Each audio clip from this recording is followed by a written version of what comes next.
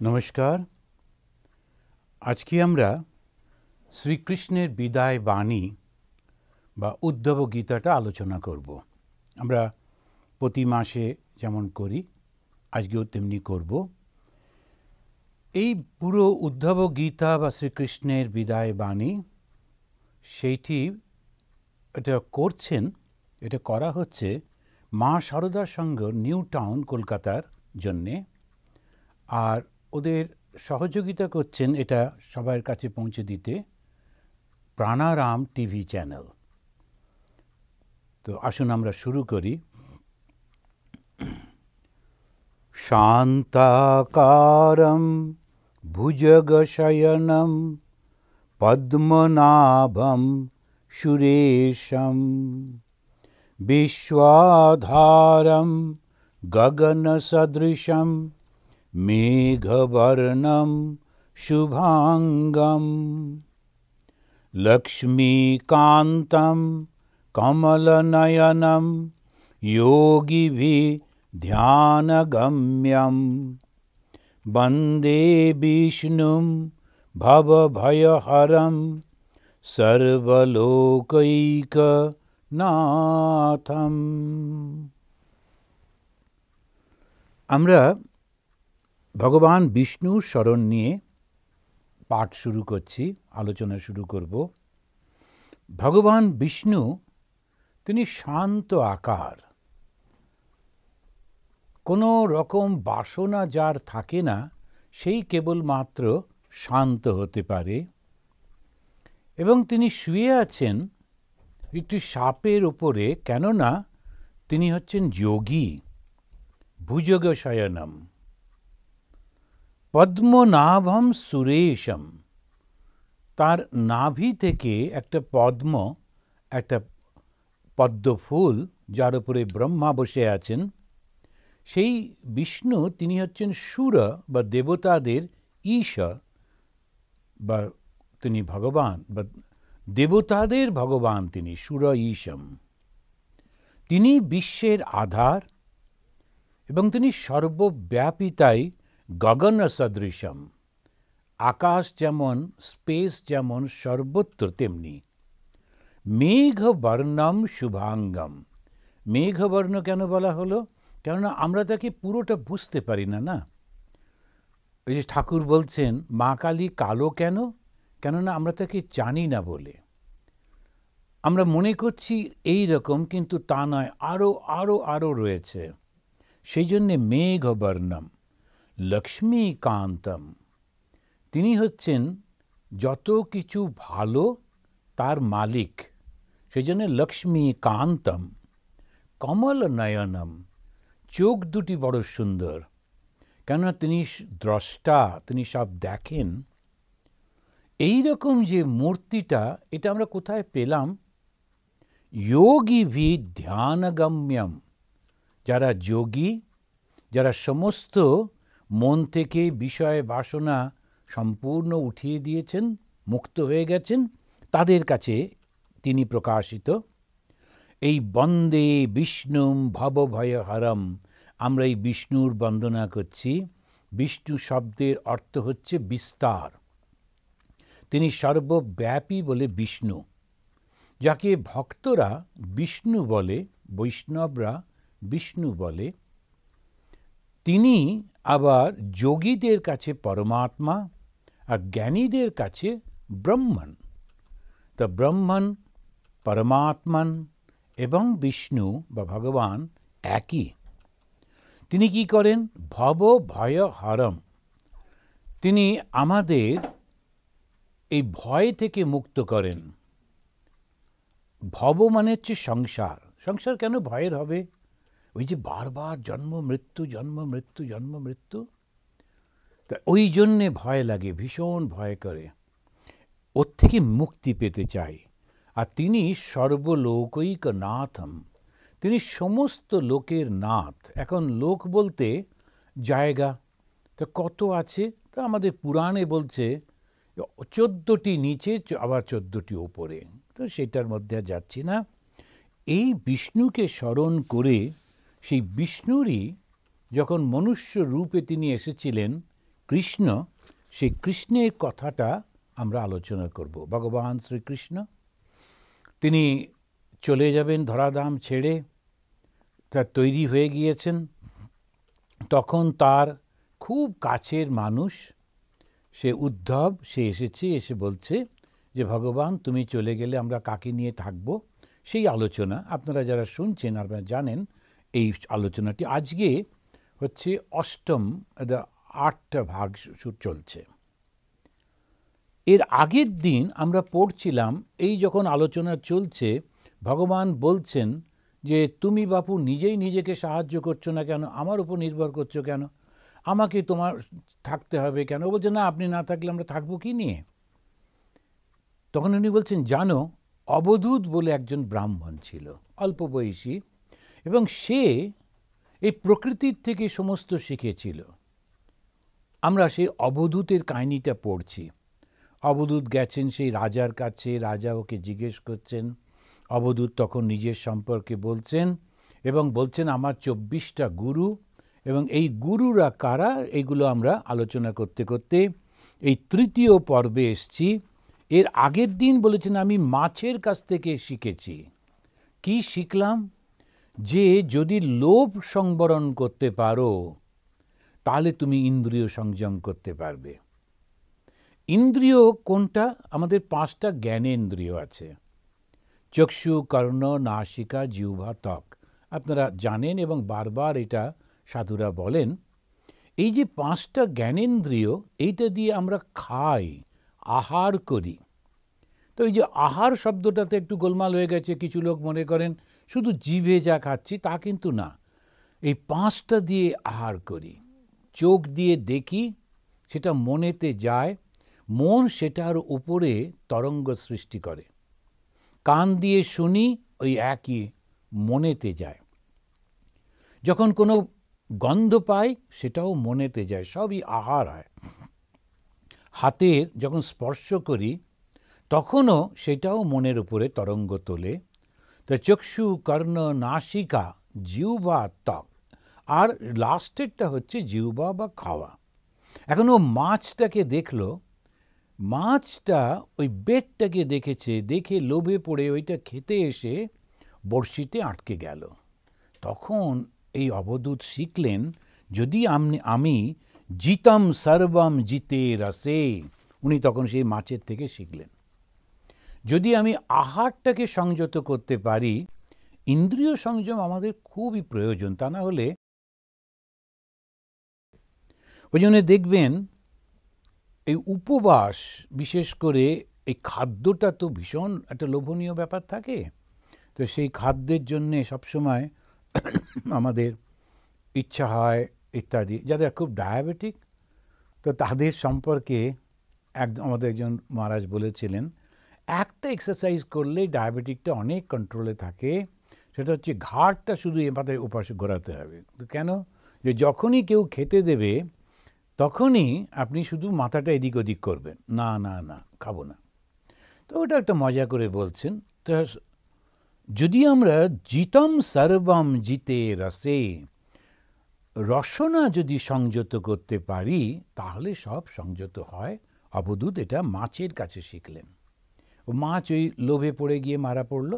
অবধূত শিখলেন না, রসনাকে সংযত করতে হবে। আবার রসনা সংযম মানে হচ্ছে বাক সংযম বটে, শুধু খাওয়া নয়। তো আমরা যখন কর্ম করি, আমরা 3টে ভাবে কর্ম করি। একটা শারীরিক, তো শরীরের কর্মটা আমরা বুঝি, শরীরটা আমরা কেউ গেল, কাউকে একটু মারলো, কিছু করলো, ওগুলো বুঝতে পারি এটা ভালো কাজ, এটা খারাপ কাজ, শরীরের মাধ্যমে। কিন্তু মনে মনে আমরা যে চিন্তাগুলো করি ওটাও কিন্তু কর্ম। কিচ্ছু করছি না, শারীরিকভাবে যাচ্ছি না, কিন্তু মনে মনে চিন্তার তরঙ্গ যাচ্ছে, ওটাও কর্ম। আর বাক্য দিয়ে যেটা বলছি, তো বাক্য আমি যখন ব্যবহার করছি সেটাও কিন্তু আমার কর্মফল সৃষ্টি করছে। সেজন্য রামপ্রসাদের একটা গান আছে, রসনারে সঙ্গে রেখো সে যেন মা বলে ডাকে। রসনা মানে জিহ্বা। এখন ওকে সঙ্গে রাখবে কেন? যে মনকে বলছেন, মন তুমি ওই জীবকে বলবে শুধু মা বলে ডাকতে, অর্থাৎ মা কালীর ভজনা করতে বলবে, অন্য কোনো যেন কিছু না করে। কেউ কেউ ব্যাখ্যা করেন মা কালীর যে মূর্তি, যে রূপ আছে, তিনি ওই যে জীবটা দাঁত দিয়ে কামড়ে রেখেছেন, ওইটা হচ্ছে জিতম সর্বম জিতে রসে। সব কিছুকে জয় করা যায় যদি ওই জিহ্বাকে সংযম করা যায়। যেমন খাদ্য, সঙ্গে সঙ্গে বাক সংযম। আর বাক সংযম যার হয়ে গেছে তার কিন্তু মনঃসংযমও হচ্ছে। এখন এর পরে অবধূত রাজাকে বলছেন, সে তো ঘুরে ঘুরে বেড়াচ্ছে, শেখবার চেষ্টা করছে, তা সমাজের একটা জায়গায় গেছে যেটা অন্ধকার দিক, সেই দিকটা সম্পর্কে সাধারণত যারা ভালো মানুষ ওরা ওখানে যায় না, ধার্মিক মানুষ ওই জায়গায় কখনো যায় না। তো সেইখানে ও ঘুরতে ঘুরতে গিয়ে অবজার্ভ করেছে, দেখেছে একজন বারাঙ্গনা, এবং সে সারাদিন বারাঙ্গনাকে অবজার্ভ করলো, দেখলো ও কি করে, তার থেকে একটা অসাধারণ শিক্ষা। এবং সেইটা বলতে গিয়ে উনি বলছেন, এই কামনা জাত দ্রব্যকে থেকে যদি বৈরাগ্য হয় তাহলেই একমাত্র সুখ। হে রাজা, আমি এটা শিখেছি পিঙ্গলা নামে একজন বারাঙ্গনা যে বিদেহ নগরে থাকে। তো বিদেহ নগরে থাকা ওই পিঙ্গলা নারীর কাছ থেকে আমি এটা শিখেছি। আমি দেখলাম ও শুধু নিজের শরীরটাকে বাঁচাবার জন্যে কত কি করছে। একটা সন্ধে যখন নামলো তখন যে অত্যন্ত অসৎ চরিত্রের মানুষগুলো যখন আসছে তাদের জন্যে ও নিজেকে তৈরি করে দাঁড়িয়ে আছে, তারা আসবে, ওর শরীরটাকে ও বিক্রি করবে, তার থেকে কিছু পয়সা হবে, সেইটা দিয়ে ও নিজের শরীর ধারণ করবে। এই রকম আশায় দাঁড়িয়ে থেকে থেকে থেকে সারা রাত চলে যাচ্ছে। তখন ওই ধীরে ধীরে বেচারি ওর মধ্যে প্রথমে একটু হতাশা এলো, তারপরে এলো বৈরাগ্য। তো অনেক সময় যে সমস্ত জিনিসগুলো আমরা চাই সেটা যখন না পাই আমাদের একটা হতাশা আসে, এই তো আমি চাইলাম, কই তো মা তো দিলেন না, ভগবান তো দিলেন না, বলে আমরা হতাশ হয়ে পড়ি, হয়তো আমাদের ভালোর জন্যে। যদি আমরা বিচার করতে পারি ভাগ্যিস আমার এই সমস্যাটা হতো। সেই কারণে ওই পিঙ্গলাকে দেখে অবধূত দেখছেন ওর মধ্যে বৈরাগ্য এলো। কি বৈরাগ্য? তখন ও বলছে যে এই যে তুচ্ছ মানুষ শরীরটা, এই শরীরটা কত নোংরা জিনিস দিয়ে ভর্তি, সেইটা আমি সুন্দর করে সাজিয়ে কাদের হাতে তুলে দিতে চাইছি? লম্পট ওই মানুষগুলো, যারা অসৎ চরিত্রের মানুষ, নেশাগ্রস্ত মানুষ, লম্পট চরিত্রের মানুষ, সেই সমস্ত লোকেদের হাতে তুলে দিতে চাইছি কি না দুটো খাবার জন্যে। ওর খুব বৈরাগ্য এসে গেল। আর সেই বৈরাগ্য আসার পরেই তখন সে ধীরে ধীরে মনটাকে তার থেকে উঠিয়ে নিল। এই যখন মনটা উঠিয়ে নিচ্ছে জগতের থেকে, তো মনটা কোথায় যাবে? ঈশ্বরে যাবে। আর ঈশ্বরে গেলে কি হয়? ভীষণ শান্তি লাভ করে। তো শান্তিটাই হচ্ছে আমাদের আসল লক্ষ্য। ভগবান লাভ মানে কি? শান্তি লাভ করা। এখন শান্তি আমি কোথায় পাবো? যদি এই জগৎ থেকে শান্তি খুঁজি, যদি আমি এইটাতে সফল হই, ওই পয়সাটা পাই, এ ব্যাপারের মালিক হই, তখন একটু সময়ের জন্যে একটু আনন্দ হয় বটে, কোনো কিছু হয় না। তো সেইটাই হচ্ছে আমাদের মেন জিনিস। আমরা এটা বুঝতে হবে যে শান্তি হচ্ছে আসল। ভগবান মা শারদামণি দেবী তিনি বলেছেন, যদি শান্তি পেতে চাও মা, তাহলে কারো দোষ দেখো না। যদি শান্তি পেতে চাও, এই কথাটা মা বললেন। ঠাকুর বলছেন ঈশ্বর লাভই মনুষ্য জীবনের উদ্দেশ্য। মা বললেন যদি শান্তি পেতে চাও, তাহলে কিন্তু দুটো আলাদা জিনিস, একই জিনিস। ঈশ্বর লাভ করা মানে একটা শান্তি লাভ করা। সেই শান্তিটা কোথা থেকে আসে? ভেতর থেকে আসে। এটা একটা অদ্ভুত জিনিস। কোনো কিছুর উপর নির্ভর করে না, কারুর উপর নির্ভর করে না। ভেতর থেকে মানুষের সেই মনটা থেকেই একটা ভাব আসে যেটা ওকে দুঃখ পেতেই দেয় না, খুব আনন্দে থাকে, শান্তিতে থাকে। শ্রী শ্রী মার জীবনী যারা পড়েছেন তারা জানেন যে যখন উনি দক্ষিণেশ্বরে থাকতেন কি কষ্ট করে থাকতেন। ওই যে আঁশগুলো দিয়ে, আমাদের যখন পাট গাছের গায়ে যে আঁশগুলো হয় সেইটা তুলে তুলে ওরা ফেলে দেয়, সেইগুলো তো ফেলে দেয়, সেইগুলোকে নিয়ে এসে মা কুচি কুচি করে কেটে ওইটা আবার ওই পুরনো কাপড় দিয়ে একটা ওয়াড় তৈরি করে ওর মধ্যে ভরে বালিশ তৈরি করে সেইটা মাথায় দিয়ে কি আরামে ঘুমোতেন। ওটা আবার নিজেই বলছেন তখন কি ভালো ঘুম হতো। এখন এই যে সব ভালো ভালো তুলোর বালিশ টালিশ দিয়েছে, তার থেকে ওইটা আমার খুব ভালো ঘুম হতো। কেন? মনটার মধ্যে এই শান্তিটা, তিনি ঘর থেকে বেরোতে পারতেন না।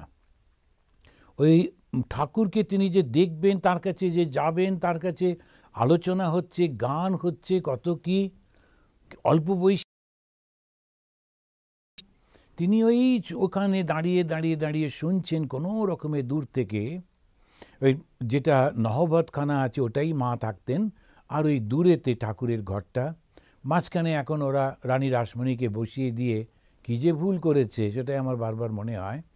তা এই যে ভগবান লীলা করছেন, তার সঙ্গিনী, লীলার সঙ্গিনী যিনি, তার শক্তি যিনি, তিনি ওই দূর থেকে ওটা শুনছেন আর ওই আনন্দেতেই তিনি থাকতেন। তা ওই আনন্দটা ভেতর থেকে কি করে আসতো? কি জপ ধ্যান করতেন মা, সারা রাত জপ করে কেটে যেত। ওই ওপরে গিয়ে তিনি বসে যখন চাঁদের আলোর দিকে তাকিয়ে, চাঁদের দিকে তাকিয়ে প্রার্থনা করতেন আর সারা রাত জপ ধ্যান করতেন। আবার সকাল থেকে নানান কাজের মধ্যে ডুবে যেতেন, কিন্তু খুব আনন্দে থাকতেন। পয়সা ছিল না, মান সম্মান ছিল না, তারপরেতে কোনো জায়গায় বেড়াতে যাওয়া, খুব ভালো খাওয়া, ভালো কাপড় জামা, গয়নাগাটি কিচ্ছু ছিল না, কিন্তু আনন্দ ছিল। তাই তো মাকে আমরা জগৎজননী বলে পুজো করছি। তা এইখানে ওই আনন্দটা কি করে পাওয়া যায়? যখন জগৎ থেকে মনটা উঠে আসে।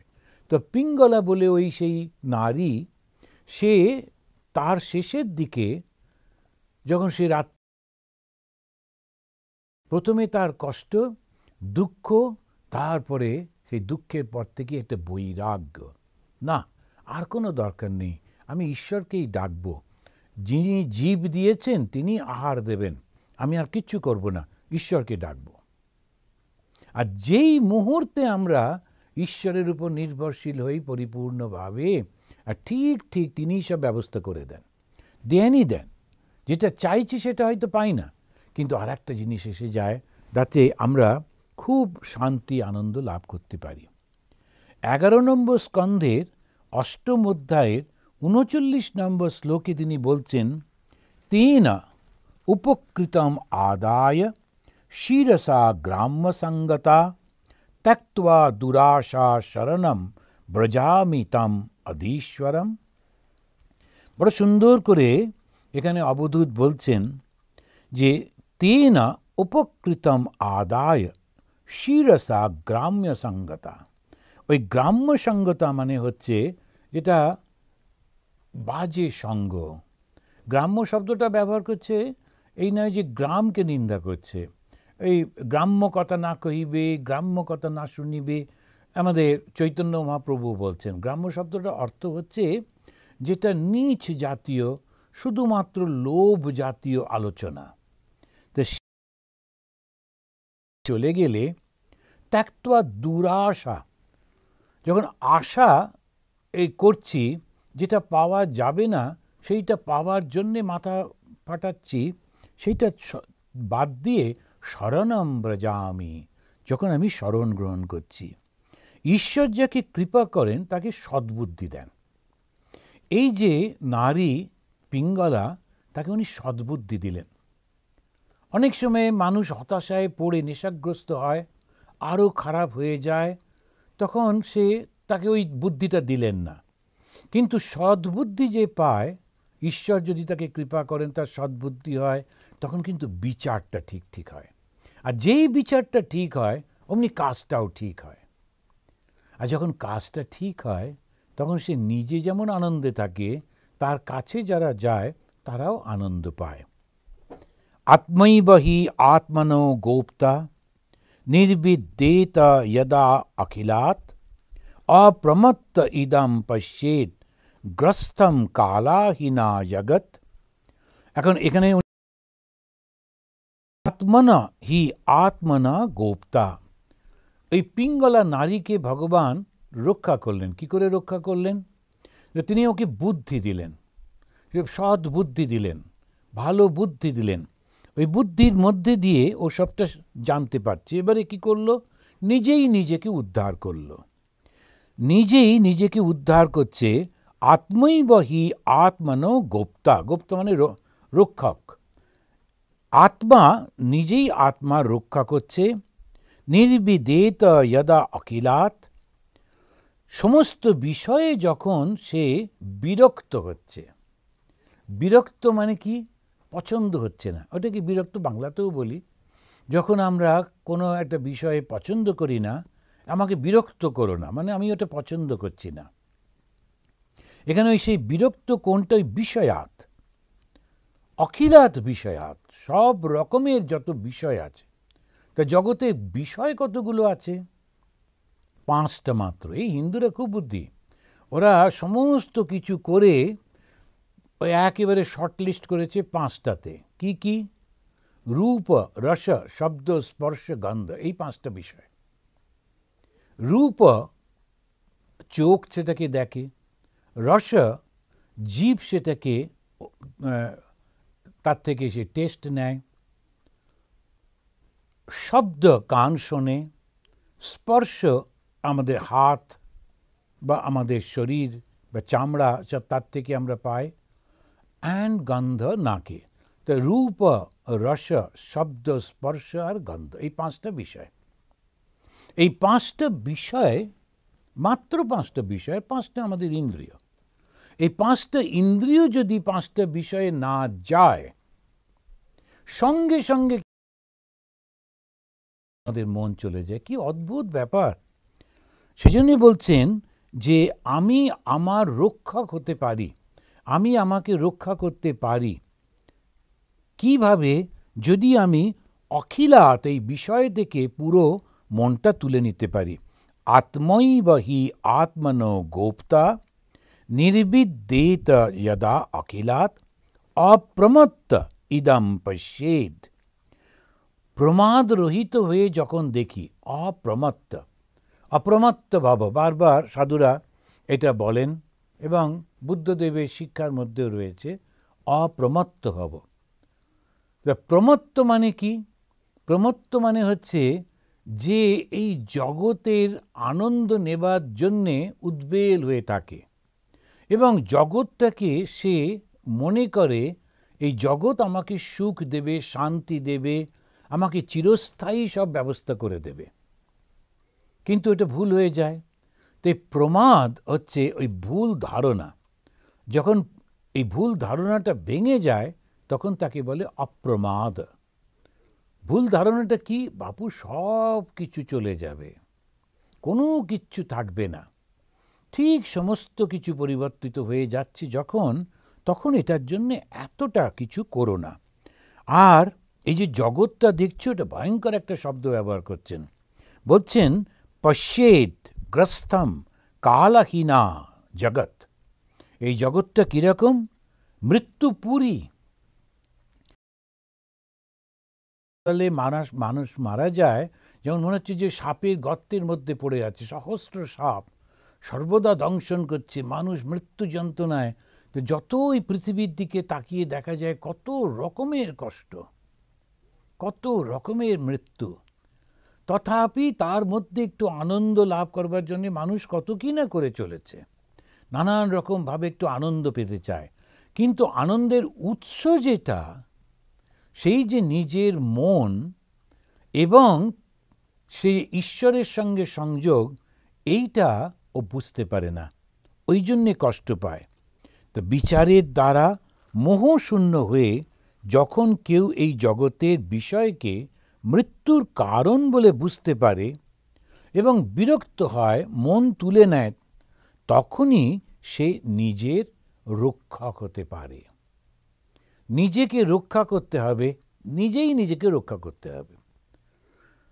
ভগবদ্ গীতাতেও এই শ্লোকটা রয়েছে, ঊর্ধ্বরেদ আত্মনাত্মানম না আত্মা অবসাদয় আত্মৈব আত্মনো বন্ধু আত্মৈব রিপু আত্মনা।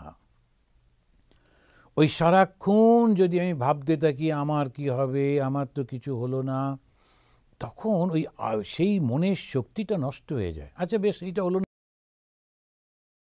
ওখান থেকে যদি হয়, নানান রকম চেষ্টা ভাবনা করে ওটাকে নিজেকে চেষ্টা করতে হয়, আর ঠিক কিছু না কিছু একটা এসে যায়।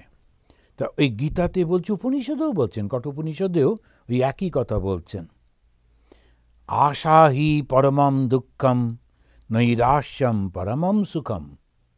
ওই 11 নম্বরে স্কন্ধে 8 নম্বর অধ্যায়ের 44 নম্বর শ্লোকে এখানেতে উনি বলছেন, আশা হি পরমম দুঃখম। অবধূত বলছেন আশাটাই হচ্ছে দুঃখের। যখন আমরা কিছু আশা করি তখন খুব সমস্যা হয়ে যায়। ওই জন্যে যখন কিছু বলা হয়, এই জানো আমি ভাবছি তোমাকে ওই পজিশনটা দেব, বাস একবার যদি বলেছেন আশা শুরু হয়ে গেল, সে চিন্তা ভাবনা শুরু করে দিল, তাহলে আমি এইটা পাবো, এইটার পরে এইটা করবো, এবারে হয়তো কোনো কারণে দেখা গেল যে না, ওটা ঠিক ওর সুবিধা হবে না, বরঞ্চ আর একটা জিনিস দিই, কিন্তু কিছুতেই তখন আর ভালো লাগে না, খুব দুঃখ হয়। কেন?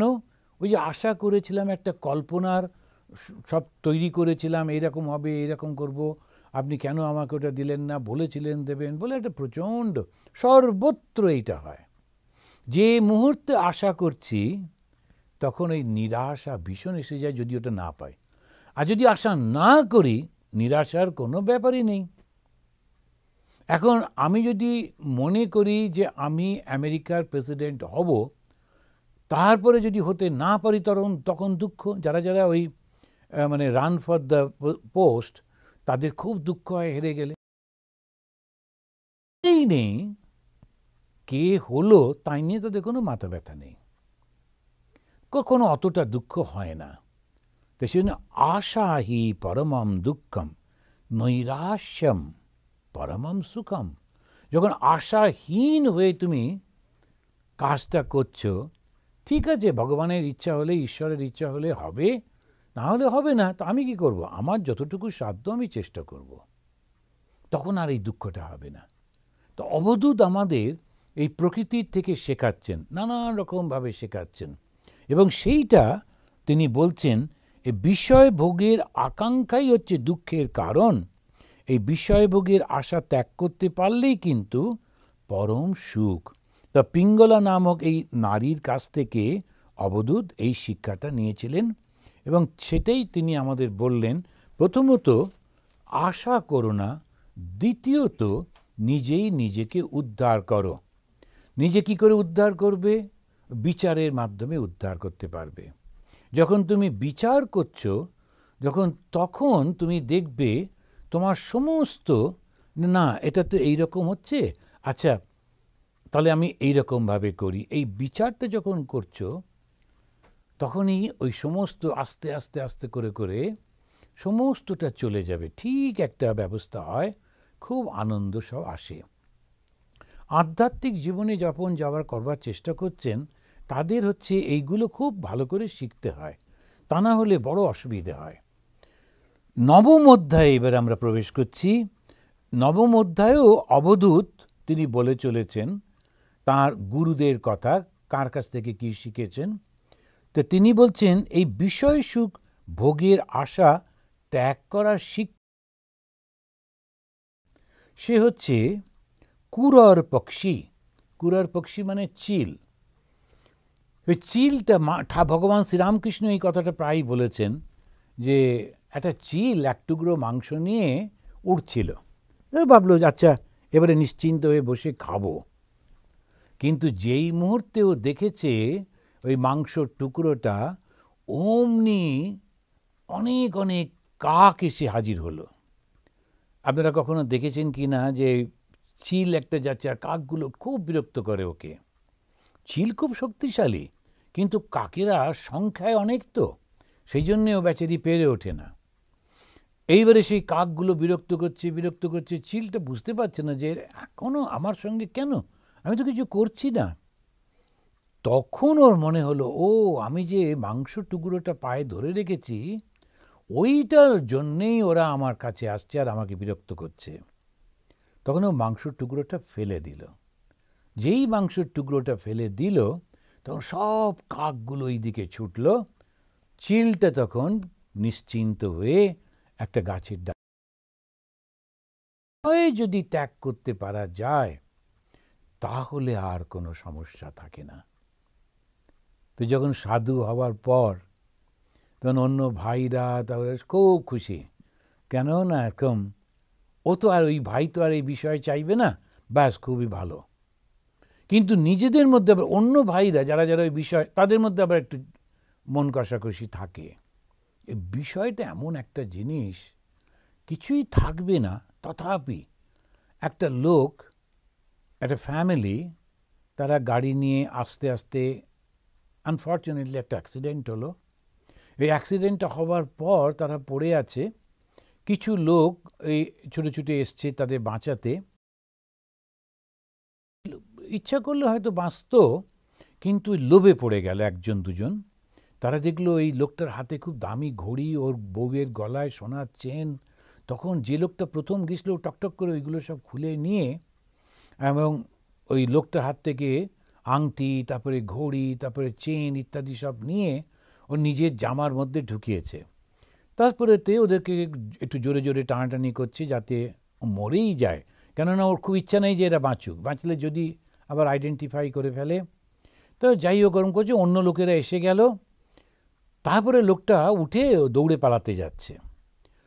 এবারে কেউ না কেউ ওটা তো লক্ষ্য করেছে, ওরাও সব গরিব মানুষ দেখেছে। দেখে এবারে এই তুই সব কিছু নিয়ে নিস, আমাদের দে বলে দু তিনজন ওকে তাড়া করেছে। ও প্রাণপণে ছুটছে, আর ছুটে রাস্তা পার হতে গিয়ে আর একটা চলন্ত গাড়িতে ওই যে লোকটি, সে না বাঁচিয়ে ওর সোনাদানা নিয়ে পালাবার চেষ্টা করছিল, ওই চলন্ত গাড়িতে ধাক্কা লেগে ছিটকে পড়ে মারা গেল। এই ঘটনাটা আমাদের কি শিক্ষা দেয়? যদি সেই রকম না করতো, তাহলে অন্তত প্রাণটা তো বাঁচত। এই মানুষটাকে বাঁচাবার চেষ্টা করে যদি ও থাকতো, তাহলে ওর একটা পুণ্যকর্ম হতো, আর তার সঙ্গে যেটা হতো, ওর প্রাণটাও বাঁচত। ওই লোভে পাপ, পাপে মৃত্যু বলে বাংলায় একটা কথা আছে। ওই লোভ করতে গিয়ে যে কত মৃত্যু হয়, কিন্তু তবু আমরা শিখি না, আমরা ওইটাই করবার চেষ্টা করি সব সময়, একের পর এক। কেন? জগৎটাই এরকম। মায়া এমন করে সব সৃষ্টি করে রেখে দিয়েছে যাতে এটা থেমে গেলে তো চলবে না। ঠাকুর বলছেন যে বুড়িকে যদি সবাই ছুঁয়ে দেয়, তাহলে তো খেলাই বন্ধ হয়ে যাবে। সেই জন্য ও চায় না সবাই ওকে ছুঁয়ে দিক, সবাই বেশ খেলতে থাকুক, ওর খুব আনন্দ হচ্ছে। আমাদেরও বুঝতে হবে আমি বাপু ওই দলে নেই, তো আমি ওই লাইন থেকে আমি বেরিয়ে আসতে চাই। তখন বেরিয়ে আসতে গেলে কি করব? অবধূতের কথা শুনব। অবধূত কি বললেন? অবধূত ওই নারীটিকে লক্ষ্য করে দেখলেন যে ও কীরকমভাবে তার শরীর বিক্রি করবার একটা ইচ্ছা থেকে, তার বিরক্তি, তার দুঃখ, তার কষ্ট, তারপরে তার বৈরাগ্য, তার বিচার, এবং বিচারের পরে সম্পূর্ণভাবে ঈশ্বরের উপর নির্ভর। ঈশ্বরের উপর যদি নির্ভর করি, যদি বৈরাগ্য আসে, বিষয় থেকে মনটা তুলে নিই, তাহলে তো ভালো।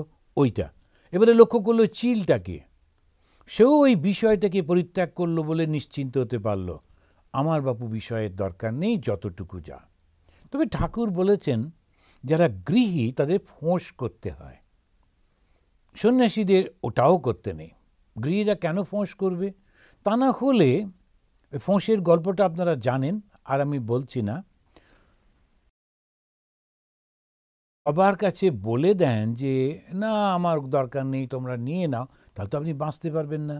আপনাকে সংসারে থাকতে হবে, আপনার ঘর বাড়ি টাকা পয়সা সব তো চাই। সুতরাং আপনাকে ওইখানেতে ওপরেতে ভয় দেখিয়ে থাকতে হবে।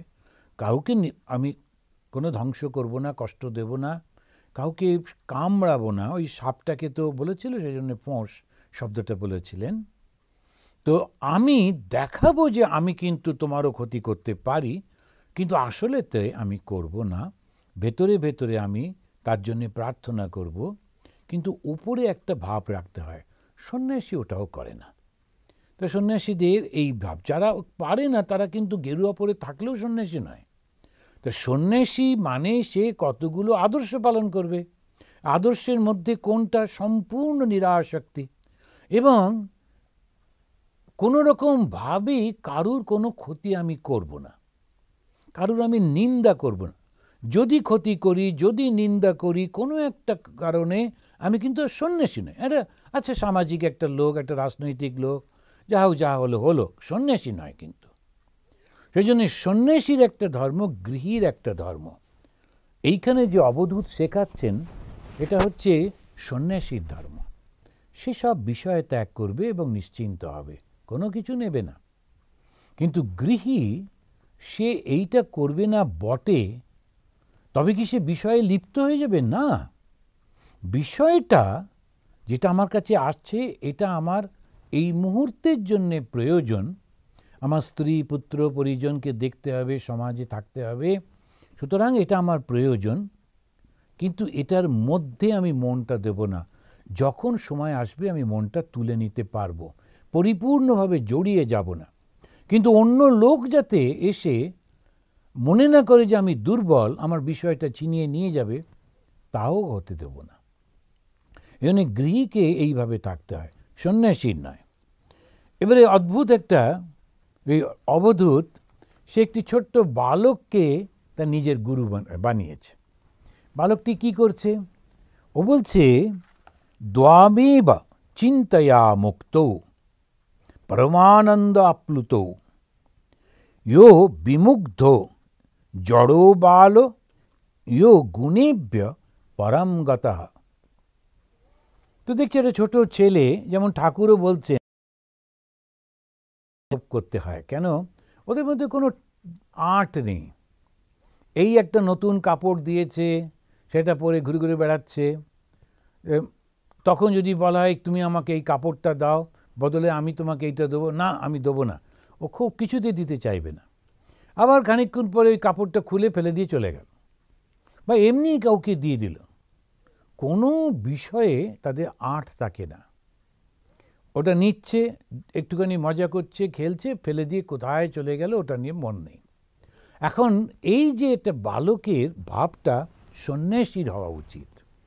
সব কিছুর মধ্যে থাকব, কিন্তু কোনো কিছুতে আটকে যাব না।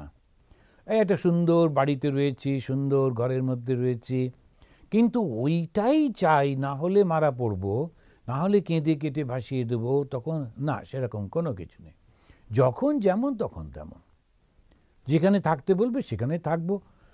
রাজা মহারাজ খুব সুন্দর একটা কথা বলেছেন, স্বামী ব্রহ্মানন্দজি। যদি রাজা আমাকে ডেকে নিয়ে গিয়ে রাজবাড়ির মধ্যে রাখে, সেখানেও যেমন আনন্দে থাকব। যখন কেউ কোথাও নেই, তখন একটা গাছতলায় থাকতে হবে, ওখানেও। এই যে ভাবটাই হচ্ছে সন্ন্যাসীর ভাব। তো উনি ওই ছেলেটিকে দেখেছেন, দেখে তোনার ওই মনে পড়েছে যে দুজন খুব আনন্দে থাকে, অবধূত জ্ঞানী পুরুষ।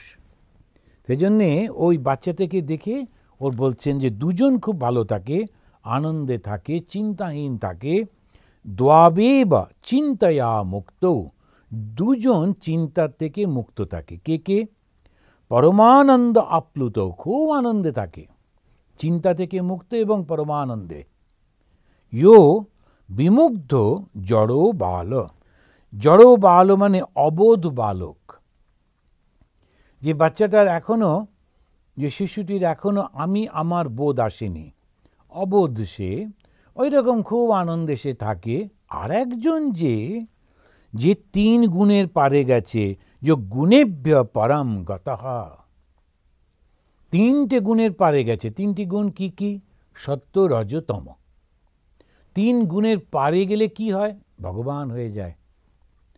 এই জগৎটা কি? এই তিন গুণের মিশ্রণ। যখন এই তিনটে গুণের পারে চলে গেল, তখন আর তার মনের মধ্যে কোনো ক্রিয়া নেই, কোনো বাসনা নেই, ভাব নেই। তখন সে এক এবং নির্গুণ, নিরাকার, আনন্দময়। তো ওই তিনি যেমন আনন্দে থাকেন, ঠাকুরকে দেখে অনেকেই বলেছেন যে দেখো কীরকম সুন্দর আনন্দের মধ্যে রয়েছেন, যেন বালকের মতো। মাস্টারমশাই অনেক জায়গায় কথামৃতে তিনি লিখছেন। রবীন্দ্রনাথ একটা কবিতায় বলছেন, তুমি বালক বেশে খেলা করছো, জগৎ সৃষ্টি করছো, জগৎটা ভেঙে দিচ্ছ, তা তুমি যেন তোমার এটা খেলা, বালকের খেলা করছো, গড়ছো, ভাঙছো, কিন্তু এর মধ্যে তোমার কোনো অ্যাটাচমেন্ট নেই। তো এইটা সে বলছে, যিনি গুণেভ্য, গুণের অতীতে চলে গেছে, গুণের বাইরে চলে গেছে। আমাদের এখন যে অবস্থা, তাতে তমগুণটা, যেটা সবসময় খারাপ থেকে করা, আর বর্তমান যুগে একটা দারুণ সমস্যা এসেছে, সেটা হচ্ছে এই যে আমাদের হাতে যে ফোনটা, তার মধ্যেই নানান রকম মেসেজ, খবর আসতে থাকে। কোনটা সত্যি, কোনটা মিথ্যে, কিছুই বোঝা যায় না। সবাই মিলে এমন করে যারা করছে, কিন্তু খুব না বুঝে, যেটা মানুষের নিন্দা মন্দ রয়েছে, ওইটা না বুঝে শুনে না জেনে কখনোই অন্যকে পাঠাতে নেই। তাহলে কি হয়? তখন ওই পাপের ভাগী হয়ে গেলাম, না বুঝে না জেনে। একজন পাঠিয়েছে, জানেন ওরকম, বা আমি সঙ্গে সঙ্গে জানেন, এবার চতুর্দিকে একটা মিথ্যা খবর ছড়িয়ে গেল। যে শুরু করেছিল ও জেনে বুঝে করেছিল, আর আমরা উত্তেজিত হয়ে পুরো ব্যাপারটা না বুঝেই ওটা করতে লাগলাম। এরকম খুব হয়। জন্য আরও মানে নিজেকে সংযত করতে হবে যে এটার আমার প্রয়োজন আছে কিনা, এটার দরকার কিনা। যারা আধ্যাত্মিক জীবন যাপন করতে চায়, যারা জগতের মধ্যে হই হই করে কিছুদিন কাটানো, তো ওটা ঠিক আছে। আধ্যাত্মিক জীবন যারা যাপন করতে চায়, তাদের এগুলো খুব কঠিন, একদম সেটাকে মনের মধ্যে রাখতে হবে। তা না হলে খুব অসুবিধে হয়ে যায়। এই জগৎ এরকম চলতেই থাকে, পরিবর্তন হতেই থাকে। একজন আসে, একরকম করে, তারপরে মনে হয় রে বাবারে সব শেষ হয়ে, আবার দেখা গেল সেই শেষ হয়ে গেল, ও চলে গেল, আবার একজন মনে হচ্ছে এই এলাকা, আবার সে চলে যায়, এরকম চলতেই থাকে। এইটা মাথায় রেখে কোনো কিছুর মধ্যে পার্মানেন্ট এটা এরকম কখনো ভাবতে নেই। তা এইটা তিন গুণের পারে যেতে হবে। তো যখন তমটাকে কাটালাম, তমটা কাটাবার জন্যে খুব মনের শক্তি চাই, খুব কর্ম চাই, খুব বুদ্ধি চাই, সব বিচার চাই, করে টোরে এবারে রজতে এলাম। রজতে কাজকর্ম করছি, ভালো হতে হবে তার জন্য জপ করছি, ধ্যান করছি, তীর্থযাত্রা করছি, দান করছি, এরকম করে তখন আবার মনের মধ্যে অহংকারও আসছে। কিছু লোক খুব প্রশংসা করছে, আপনি কি ভালো, আপনি কি ভালো, শুনে শুনে মনে হচ্ছে সত্যি। যেমন হয় সব সময় যে আপনার হাতটা একটু মাথার উপর দিন, সব দেশে সব ধর্মে এটা হয়। আর যারা ওইটা করতে শুরু করে দেন, আস্তে আস্তে একটা সেলফ হিপনোটাইজড হয়ে যায়, মনে হয় আমার হাতটা দিলেই ওর উপকার হবে, এবং খুব গম্ভীর হয়ে দেন ট্যান এসব করেন টোরেন। কিন্তু এই করতে করতে নিজেই হিপনোটাইজড হয়ে অহংকারের মধ্যে ডুবে যান, আবার সেই গোলমালে পড়ে। তাহলে কি করতে হবে? রজ থেকেও বেরিয়ে সত্যে যেতে হবে। সত্যে কি? একেবারে শান্তভাবে, সুন্দরভাবে থাকা। এই সত্যে যখন পৌঁছে গেল, ঠাকুর বলছেন ও কখন জপ করে কেউ জানতেও পারে না, খুব পরিষ্কার পরিচ্ছন্ন থাকে না, দেখে মনে হয় একটা অতি সাধারণ মানুষ, কিন্তু ভেতরে ভেতরে ঈশ্বরের অনুভব তার প্রচণ্ড। কিন্তু লোকের ওর দিকে বিরক্ত, মানে ওকে বিরক্ত করে না, সাধারণ মানুষ, ওকে কি বিরক্ত করব। তো এইরকমভাবে তখন সত্য, কিন্তু ওটাতেও যদি আটকে থাকি, তাহলেও কিন্তু ঈশ্বর লাভ করতে পারবো না। কেন? ওটাও একটা গুণ, ওটাও কিন্তু আমাকে পুরোপুরি ঈশ্বরের কাছে নিয়ে যেতে পারবে না। আবার ভগবান শ্রীরামকৃষ্ণের সেই গল্প, 3 ডাকাতের গল্প, অনেকেই হয়তো আপনারা পড়েছেন, জানেন যে ডাকাতি করে একজনকে ধরেছে, ডাকাতি করলো, করে প্রথমজন বললো একে মেরে ফেলো। ও কি হবে, একটা সাধারণ গ্রামবাসী, কি আর আমাদের ক্ষতি করবে, যাকে একে বেঁধে রেখে দাও ওই জঙ্গলের মধ্যে, হয়তো বাঘ টাঘ এসে খেয়ে নেবে, আমাদের বাপু ওকে হত্যার পাপ নিতে হবে না। ও হচ্ছে রজ দ্বিতীয়। এবারে যখন ওকে বেঁধে টেঁধে রেখে চলে গেছে, হঠাৎ আর একজন ওদের তৃতীয় জন ফিরে এসছে, একে খুলে দিয়েছে, দিয়ে বলো দেখো আমরা গরিব মানুষ তো, তাই তোমার যা ছিল একটু চিনিয়ে মিনিয়ে নিয়েছি, কিন্তু তুমি মরে যাও এটা আমি চাইছি না, চলো আমি তোমাকে চুপি চুপি রাস্তাটা দেখিয়ে দিই, আমার ওই দুই বন্ধু যেন আবার জেনে না ফেলে। তখন নিয়ে গিয়ে জঙ্গলের বাইরে নিয়ে গিয়ে দূর থেকে দেখিয়ে দিয়ে বলল ওই তোমার গ্রাম, এবারে তুমি এই সোজা রাস্তা ধরে তোমার গ্রামে চলে যাও। তখন এই গ্রামবাসী বলছে তুমি এত ভালো মানুষ, তো তুমি আমার সঙ্গে গ্রামে এসো না, আমি আমার সব বন্ধুদেরকে আত্মীয়স্বজনদের বলবো, তোমাকে আর ডাকাতি করতে হবে না, তুমি আমার গ্রামে এসো। তখনও বলছে দেখো আমি একটু ওদের থেকে ভালো বটে, কিন্তু আমিও ডাকাত, যেই গ্রামে যাব তখন পুলিশ আমাকে কিন্তু অ্যারেস্ট করবে, তাই আমি যেতে পারবো না। এই গল্পের মধ্যে দিয়ে ঠাকুর বলতে চাইছেন যে ওই সত্যগুণ থাকা সত্ত্বেও ঈশ্বরে যেতে পারে না, ওই গুণটাও ত্যাগ করতে হবে। তখন যেটা ওই জন্য অনেকে যে খুব একদম গঙ্গা স্নান করে, মিথ্যে কথা বলে না, রোজ হনুমান চালিসা পড়ছে টড়ছে, এরকম খুব ভালো এগুলো, কিন্তু ওটা করলেই যে ঈশ্বর লাভ করতে পারবে তা কিন্তু না। তখন কি করতে হবে, শুধু ঈশ্বরের চিন্তার মধ্যে ডুবে ওই চিন্তাটাও ত্যাগ করতে হবে। তো এইটা উনি শিখলেন, শেখার পর ওই ছোট্ট বালকটার কাছ থেকে শিখে আর একটা কাহিনী বলছেন রাজাকে, সেটা বেশ মজার। উনি বলছেন এই সংসারীরা কেমন করে থাকে, কি করে না করে একবার দেখার জন্যে আমি ঘুরছিলাম, তো একটা গ্রামে গেছি, গিয়ে দেখলাম একটা মেয়ের বিয়ে হবে, কুমারী কন্যা। তখন খুব আনন্দ হইচই, আমি বসে বসে দেখছি কি দাঁড়ায়। তারপরে একদিন দেখলাম ওই মেয়ের বাড়ির সব লোক সবাই মিলে বেরিয়ে চলে গেল, বোধহয় বাজার টাজার করতে, বিয়ের বাজার করতে সবাই মিলে গেল, মেয়েটি শুধু একাই ঘরের মধ্যে রয়েছে। এইবারে ঠিক সেই সময় যখন মেয়েটির বাড়ির লোকেরা চলে গেছে, এবার ওর হবু শ্বশুর বাড়ির লোকেরা এসে পৌঁছেছে কোনো একটা কারণে, তারা তো হতেই থাকে যাতায়াত। আর আগেকার দিনে গ্রামেতে এখন অনেক হাতে সময় থাকতো, আচ্ছা চলো ওর বাড়িতে বিয়ে হবে, যাই একটু ভালো খাওয়া দাওয়া, এগুলো সব যায়, অনেক এসব এসেছে। ওই মেয়েটি দেখলো কি মুশকিল, বাড়িতে তো কেউ নেই, তখন ও যা হোক একটু সুন্দর করে পোশাক টোশাক পরে ওদেরকে আহ্বান করে বসিয়ে ওদেরকে একটু খাওয়াতে হবে। তখন তাড়াতাড়ি করে নিজে নিজে রান্নাঘরে গিয়ে ওদেরকে রান্না করছে ওদের জন্যে। রান্না যখন করছে তখন ওর হাতে অনেক চুড়ি ছিল, সেগুলো ঝুমঝুম করে আওয়াজ হচ্ছে। তখন ও দেখলো যে চুড়ির আওয়াজ যদি হয় তাহলে ওই লোকেরা বুঝতে পারবে যে আমি এখন রান্না করছি, আমাদের বাড়িতে আসলে খাওয়া দাওয়া কিছু থাকে না, সেটা নিন্দনীয় হবে। ও তাড়াতাড়ি করে বেশিরভাগ চুড়ি খুলে ফেললো, আর একেবারে হাত নাকি খালি করতে নেই মেয়েদের, তাই দুটো দুটো করে চুড়ি রেখে দিল। বাঁ হাতে দুটো চুড়ি, ডান হাতে দুটো চুড়ি, আওয়াজ হচ্ছে টুংটুং করে।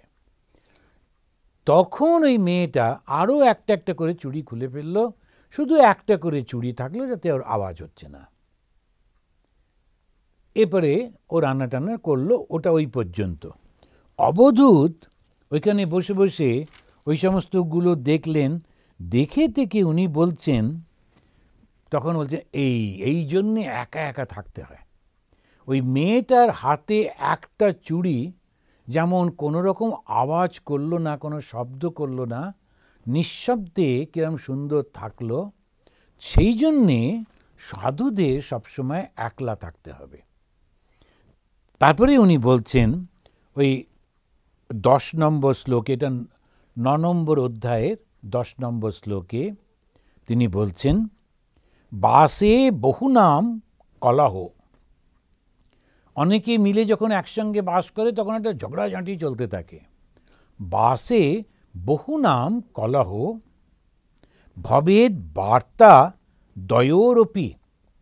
দ্বয় মানে দুজন, যদি দুজনও থাকে তখন নানান রকম আলোচনা এসব হতে থাকে। কিন্তু সাধু একলা থাকতে হবে, নিজে চিন্তার মধ্যে ডুবে থাকতে হবে। এক এব চরিত তস্মাৎ, তস্মাৎ মানে সেই জন্যে তুমি একা একা ঘুরতে থাকো। কিরকম? তারপরে উদাহরণ দিতে গিয়ে বলছেন, কুমার যা ইব কঙ্কনা, কঙ্কনা মানে চুড়ি, তো ওই কুমারীর হাতে চুড়ির মতো। ওই লক্ষ্য করে সবটা বোধহয় কাছে গিয়ে বসে বসে দেখছিল কি কি হচ্ছে।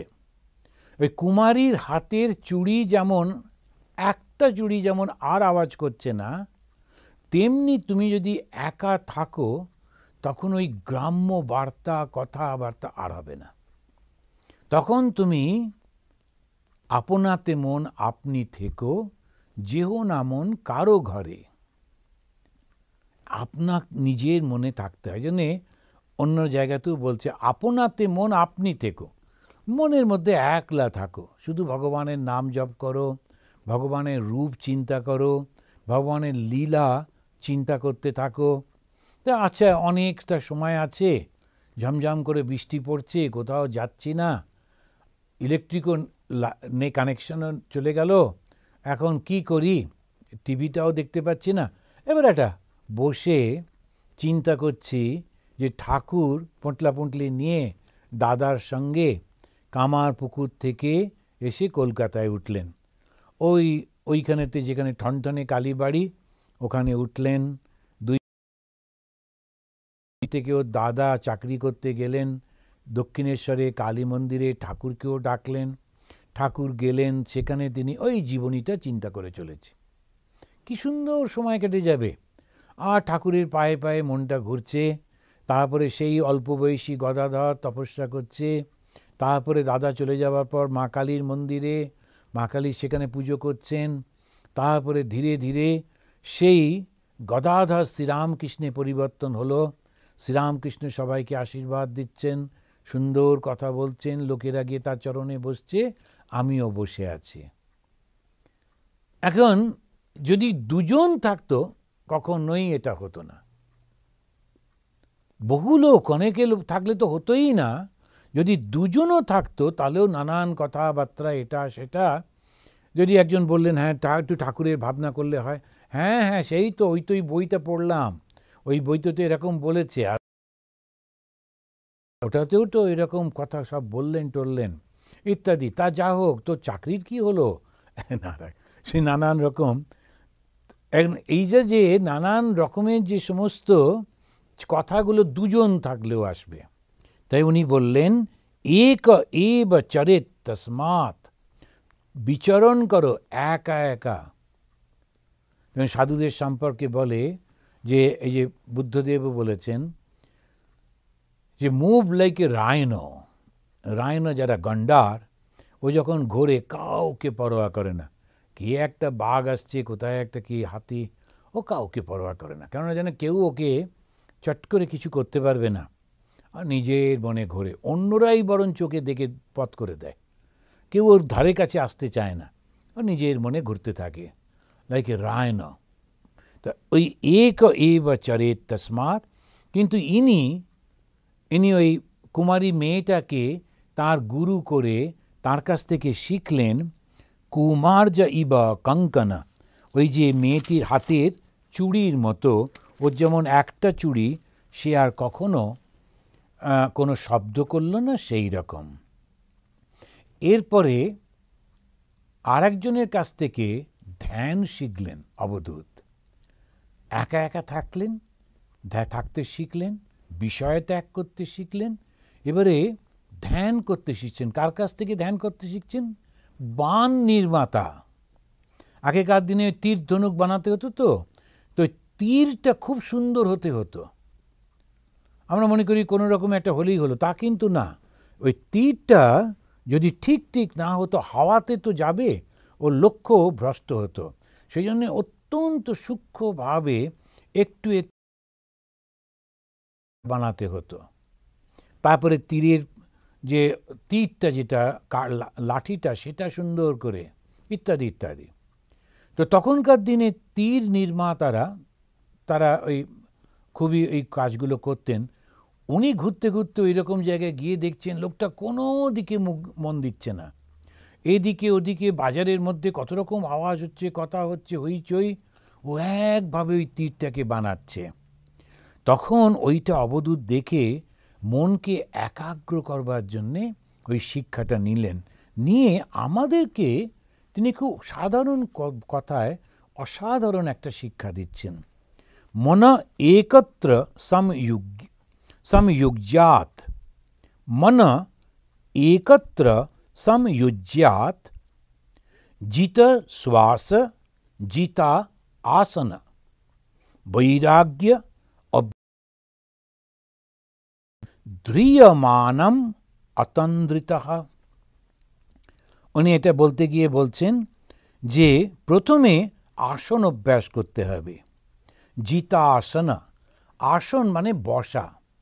ভগবান শ্রীকৃষ্ণ রামকৃষ্ণদেব বলছেন, যখন আমি ধ্যান করতে বসতাম দক্ষিণেশ্বরে মার মন্দিরে ঢোকার আগে উল্টো দিকে নাট মন্দিরের ওপরে একটা মূর্তি আছে, সেই মূর্তিটা একদম ওই পাথরের মূর্তি, ওইটা দেখে ওই রকমভাবে বসতাম। ধীরে ধীরে আমার সমস্ত শরীরের সর্বত্র কে যেন তালা লাগিয়ে দিত। হাত নাড়তে পারতাম না, পা নাড়তে পারতাম না, সমস্ত শরীরটা আস্তে আস্তে আস্তে করে পাথরের মতো হয়ে যেত, কোনো বোধ থাকতো না। ওই আসন, তার সুখাসন সব থেকে ভালো। অনেকেই পদ্মাসন এটা ওটা করতে যায়, ওইটা এমনি প্র্যাকটিস যখন করতে চাইবেন করবেন, কিন্তু সাধারণভাবে বাঁ পাটা মাটির উপরে রেখে ডান পাটা বাঁ পায়ের ওপরে প্রতিষ্ঠা করা, এটাকে বলে সুখাসন। ওই ঠাকুরের ছবিটা দেখলে বুঝতে পারবেন তিনি ওই রকম বাঁ পাটা মাটিতে রেখে ডান পাটা বাঁ পায়ের উপরে রেখেছেন। হাত দুটোকে কোলের উপরে বা হাঁটুর উপরে রাখা, রেখে অনেকক্ষণ বসা অভ্যেস করতে হয়। 15 মিনিটেই একদম মনে হয় বাবা আর পাচ্ছি না, কিন্তু এই ধীরে ধীরে ধীরে আসনটা অভ্যাস করতে হয়। তিনি বলছেন, অবধূত বলছেন, জিতা আসনা। যখন আসন অভ্যাসটা হয়ে গেল তখন জিতা শ্বাস, তখন শ্বাস প্রশ্বাসটা অর্থাৎ প্রাণায়াম, আসন প্রাণায়াম, এই দুটো নিজে নিজে খুব ভালো করে অভ্যাস করে নিতে হয়। প্রাণায়াম কি করে করছি? শ্বাস গ্রহণ করছি ধীরে ধীরে ধীরে ধীরে, যখন গ্রহণ করছি তখন ভাবছি আমার শরীরের মধ্যে সর্বত্র, একেবারে মাথা থেকে গোড়ালি পর্যন্ত সর্বত্র একটা অক্সিজেন চলে যাচ্ছে, এনার্জাইজড হয়ে যাচ্ছি আমি। এইটা মনে মনে চিন্তা করতে, আবার ধীরে ধীরে ত্যাগ করছি। তো এমন শান্তভাবে করছি আমি নিজেই বুঝতে পারছি না শ্বাস নিচ্ছি বা ত্যাগ করছি। ওই জিত শ্বাস, শ্বাসটা অর্থাৎ শ্বাস প্রশ্বাস, নিঃশ্বাস প্রশ্বাস, এটাকে জয় করতে হবে। তো বসার আসন জয় করতে হবে, শ্বাস প্রশ্বাস জয় করতে হবে, তারপরে বৈরাগ্য অভ্যাস করতে হবে। আচ্ছা আজকে থাক, কালকে দেখা যাবে, আজকে শরীরটা ম্যাচ ম্যাচ করছে, থাক পরে হবে, এরকম না। প্রতিদিন একটা সময় ঠিক করে নিয়ে, সকালে সন্ধে হলে ভালো, না হলে যে কোনো সময় নিয়ে ওইটাকে রোজ রোজ অভ্যাস করতে হবে। অ্যান্ড করতে করতে তখন ওই ধ্যানটা ঠিক মতো হবে। ধিয়মানম, ধ্যানের বস্তুটাকে, ধ্যানের বস্তুটা কোনটা? মন। তো ধ্যানের বস্তুটাকে অনলসভাবে ওই অভ্যাস করতে করতে তখন সংযত করতে হবে। এরপরে আর মাত্র 3টি গুরু আছে অবধূতের। তো এই আর একটা গুরু হচ্ছেন মাকড়সা। মাকড়সাটাকে দেখে অবধূত বুঝলেন জগতের স্রষ্টাটা কে। মাকড়সা তার নিজের শরীর থেকে লালা দিয়ে জাল তৈরি করে, হলে জালটাকে নিজের মধ্যে নিয়ে নেয়। সেইটা দেখে উনি বুঝতে পারলেন যে জগতের স্রষ্টা হচ্ছেন ঈশ্বর, তিনিই জগৎ থেকে সৃষ্টি করেছেন, জগতের উপরে খেলা করছেন নিজের মতো, আবার জগৎটাকে নিজের মধ্যে নিয়ে নিচ্ছেন। তা সৃষ্টি স্থিতি প্রলয় একজনের মাধ্যমেই হচ্ছে, একজনই করছেন। একের জ্ঞানই হচ্ছে জ্ঞান, আর দুইয়ের জ্ঞান হচ্ছে অজ্ঞান, ও অনেক জ্ঞান হচ্ছে অজ্ঞান। তো এই একের জ্ঞান হলো। আর একটা বলছেন, যখন কাঁচ পোকা আর তেলে পোকা, তেলা পোকা যেটাকে আমরা বলি, তো ককরোচ, তো কাঁচ পোকা এক রকমের পোকা আছে, ওরা ওই ককরোচটাকে ধরে একটা গর্তের মধ্যে নিয়ে গিয়ে রেখে দেয়। আর ওই তেলা পোকা ওদের ভীষণ ভয় পায়, আর ওই ভয় পেতে পেতে ওর মতো হয়ে যায়। ঠাকুর এই উদাহরণটা দিচ্ছেন, অবধূতের এই উদাহরণ।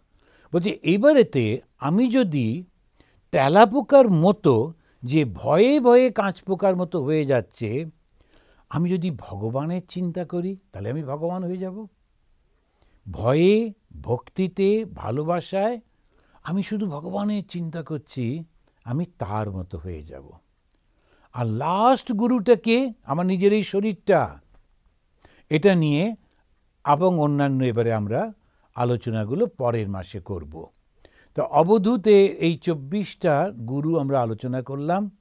অসাধারণভাবে তিনি আমাদের শেখালেন যে কীরকমভাবে অতি সাধারণ জিনিস থেকে অসাধারণ শিক্ষা আমরা নিতে পারি, এবং নিয়ে সেইটাকে নিজের জীবনে, আধ্যাত্মিক জীবনে কাজে লাগিয়ে আমি ঈশ্বর লাভ করে ফেলতে পারি। তো খুব ভালো লাগলো আপনাদের সঙ্গে কথা বলে। আবার সামনের মাসে আমরা আলোচনা করব। এবারে 3 বার শান্তি মন্ত্র উচ্চারণ করে আমরা শেষ করব। ওম শান্তি শান্তি শান্তি হরি ওম তৎসৎ। এখন ভারতবর্ষ থেকে নানান রকমের খবর পাচ্ছি, সারা ভারত জুড়ে মানুষের বড় কষ্ট হচ্ছে। তো আমরা প্রতিদিনই, যারা আপনারা শুনছেন, তো আপনারাও প্রতিদিন একটু যখনই ভগবানকে ডাকছেন, তখন এই অচেনা অজানা যে মানুষগুলো, তারা মৃত্যু ভয়ে, রোগের ভয়ে কষ্ট পাচ্ছেন, ছোট ছোট বাচ্চারা মা বাবাকে হারাচ্ছে, তো ওদের জন্য একটু ঠাকুরের কাছে প্রার্থনা করব। ঠাকুর সকলের মঙ্গল করো, সৎ বুদ্ধি দাও,